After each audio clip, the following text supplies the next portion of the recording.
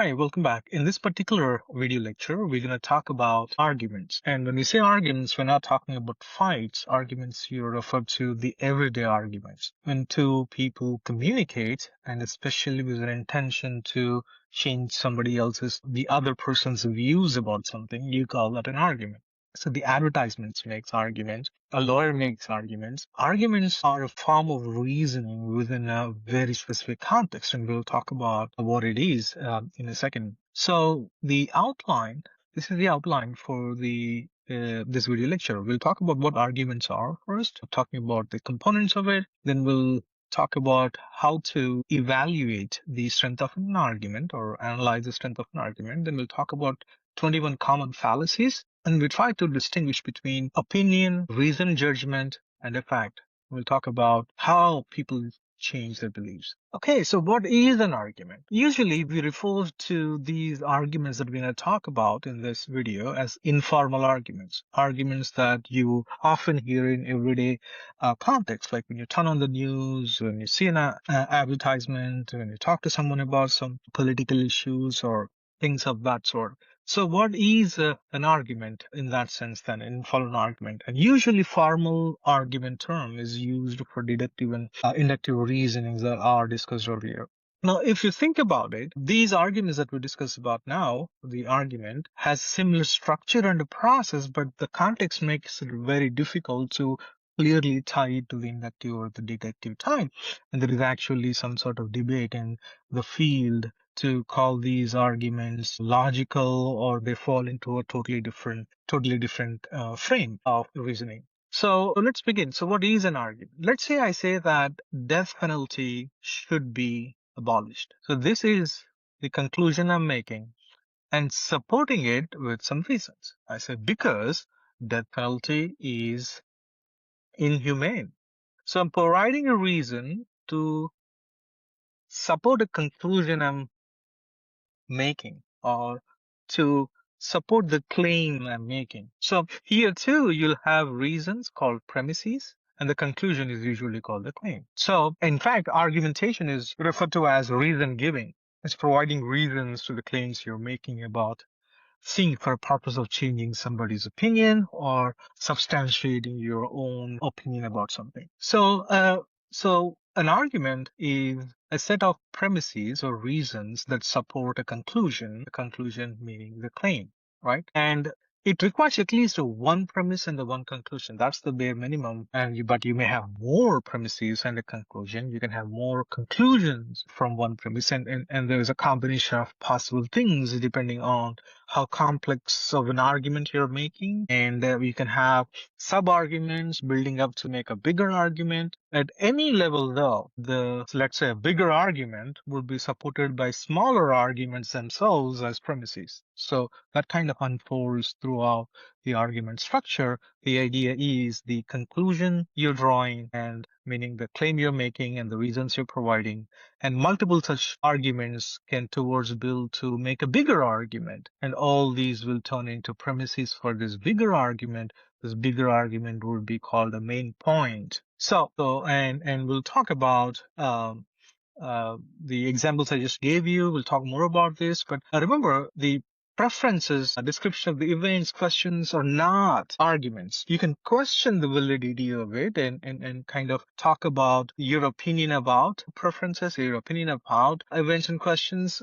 So it's not, so I want you to think about factual items are not arguments. And we'll come back towards the end to talk about, make some distinction between opinions, reasoned opinions, and whatnot. Okay, so some key terms that you need to know when talking about arguments, of course, the premises, which are the reasons provided. So sometimes they're referred as the why of the argument. Conclusion is the what part of the argument, right? It is you're making a claim. I prefer the word claim more than conclusion. So you make a claim and you support it with the reasons, right? These reasons are the why part, and the claim you're making is the what part. Right? Now, there are additional components that you will see in arguments, like assumptions here.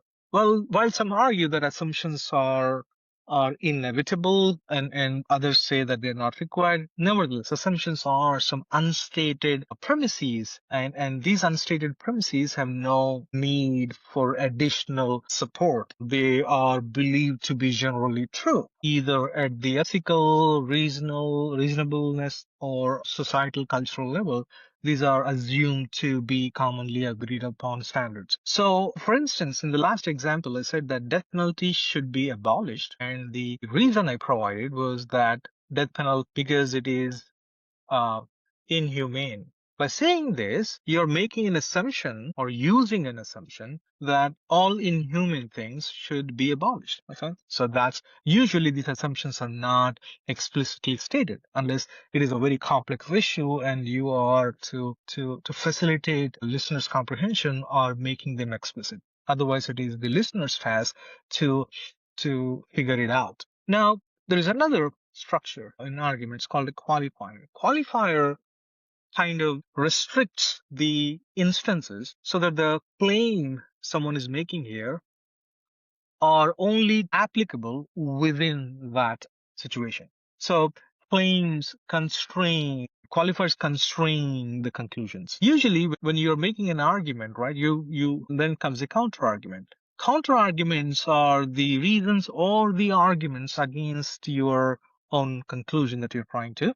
So usually when you are making an argument, you of course make your claim and provide enough support, but you also take into account the counter arguments to your own argument and your own conclusion and try to address those in one way or the other way. So a good argument has or will incorporate not only a conclusion and reasons, but also specifies under what circumstances this conclusion is not applicable, or is it applicable by using appropriate qualifiers. Then it also specifies and addresses alternative explanations for your conclusion or turn the counter arguments for your conclusions and then addressing those as well. Okay, so here's an example of an argument, and you can look at this, and there's an explanation for this in the book. I want you to refer to that because I want to finish this in a shorter period of time. Now, coming to the structure of the argument, the different types of arguments depending on how you build the argument, how you're providing the support to the conclusion you're drawing. One is called convergent argument, where you are trying to, or convergent reasoning, where you're trying to provide multiple premises to support the same conclusion. For instance, you can say, you can't trust Harry. That's the claim.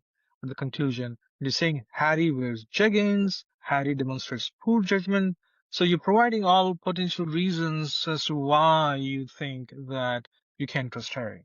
So they are equal and they're converging to support the claim. Is where the conclusion chain argument is, chain reasoning is an argument where one premise will support another sub premise and in turn will support a, a conclusion. So that if there is any one particular premise or the reason that is weak, then the conclusion's support gets weakened. It's like losing one connection in a chain will break the chain. The weakest leak, weakest leak, I'm so sorry, weakest link matters when you are making a chained reasoning. For the convergent reasoning, it is you are providing multiple reasons to support. Even if one is weaker, it still supports it as an additional support in addition to other things. So that's an important thing to keep in mind. Now, as I said, you can also have multiple claims or the conclusions that are supported by, or the same premise can support two different conclusions. And it depends on how you build up that argument. Such reasoning is called divergent reasoning. Okay, now we'll go ahead and talk about how to analyze the strength of an argument. Okay, how do you analyze the strength of an argument? Now, in addition to using a knowledge about different structures of the arguments, whether it's divergent, convergent, chained, and all that, you have to, at a basic level, understand that you have reasons and conclusions, reasons meaning premises, right? The first thing you need to know is, are the reasons that are provided to support the conclusion, are they acceptable? Meaning, are they true? Are they credible? and are they consistent across different contexts? Once you determine that these are acceptable premises, then you try to see, do these premises both individually and together adequately support the conclusion? Okay. Then you also take into account whether the bigger argument that is made, is it addressing the counter arguments or not? A good argument would always provide counter arguments to their own argument, the conclusion, and also address those either by using qualifiers or by using different rhetoric methods to address them. Okay, so just these are the steps, especially if you're writing a bigger argument like a paper, writing paper for what can be is an argument, making argument at a larger level. Now, first thing to do is identify premises, conclusion, assumptions, and qualifiers in the argument. Then you evaluate whether or you can be reading a bigger paper and trying to evaluate the strength of it, or you may be producing your own.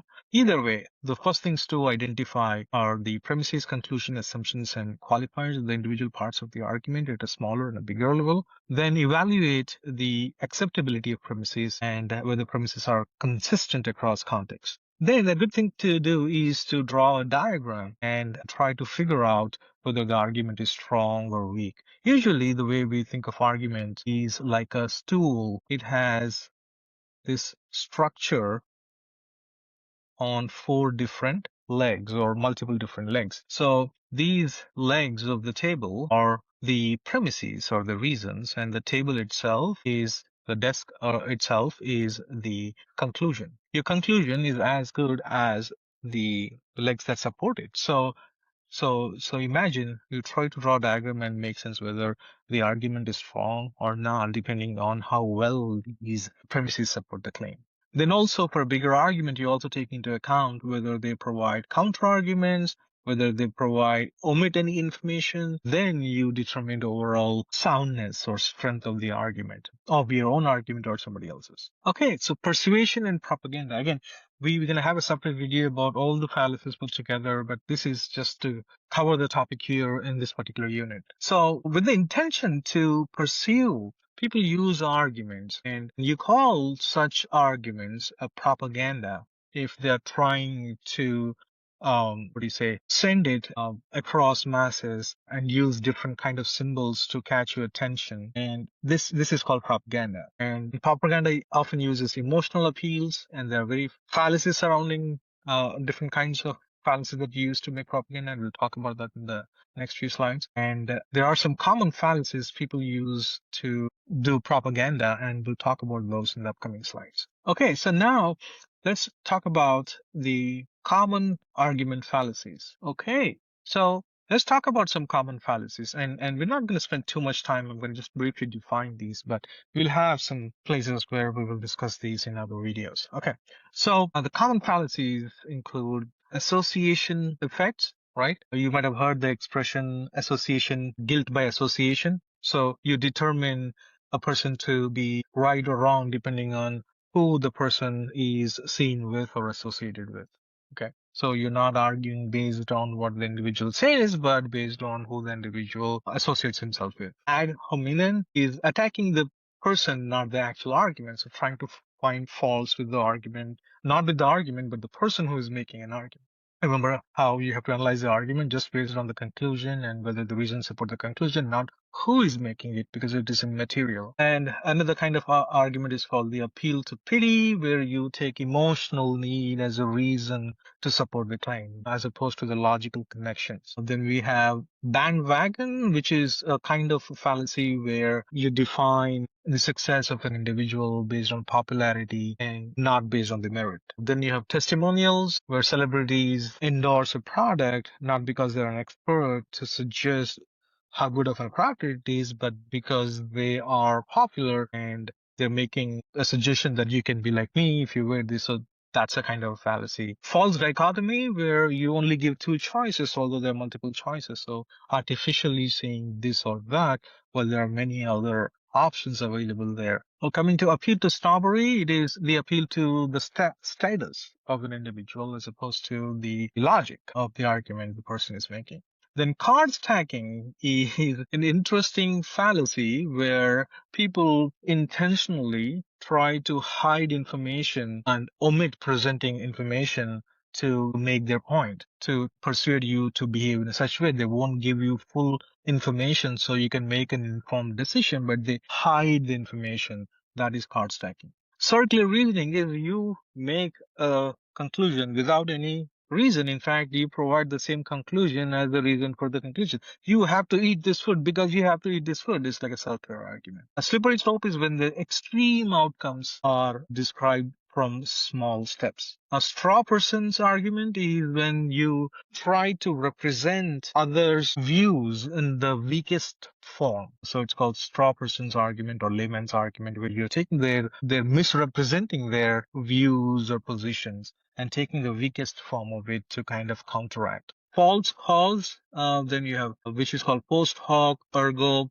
propter hoc. Then you have appeal to tradition, which is the idea that if it has been there for 100 years, then it must be correct. Appeal to authority is relying on the higher authority figure without any reason or without any evidence to show their expertise. Okay, so let's move on and talk about how we can change others' beliefs. Okay, so these are more than you trying to use to manipulate others and change beliefs. It is about being aware of if others are using to change your beliefs. And one way to be really good at arguments is to have an open mind, as we've discussed that in the context of the dispositions necessary for you to be a critical thinker. Now, then you have people try to focus on your weakness, make sure that you work towards this, and people also try to exploit errors as proof for